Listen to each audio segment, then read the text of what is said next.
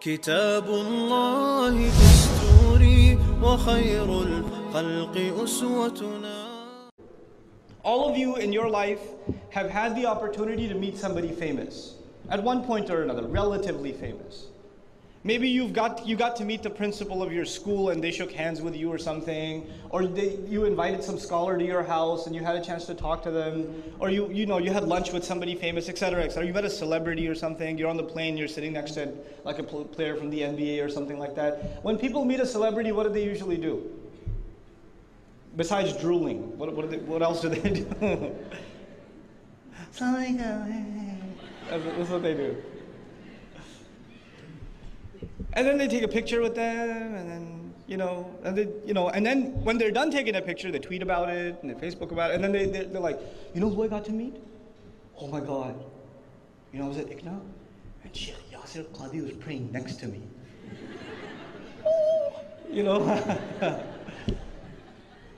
And he even said, wa alaikum salam. I'm never washing this hand again. So, people go a little crazy when they meet somebody famous. They go a little, but it becomes a memory they never forget. If you even go to older people's homes that had the opportunity to meet someone famous, they usually take that picture and frame it on the wall. Like they shook hands with the president or the CEO or whatever else. And if you're working in a company, a large company especially, and the CEO walks in and stops over at your cubicle and puts his hand on your shoulder and says, good job, just those words you'll never forget. Because you just had the opportunity to meet someone super duper famous. You can't get that memory out of your head. It's one of the milestone great moments of your life. Who is Musa alayhi salam getting to meet? Who is he just getting a chance to talk to? Allah. You think he's ever going to forget? This is a conversation that's of epic proportions in human history. A conversation is happening between Allah and a human being. فلما أتاها نودي يا موسى إني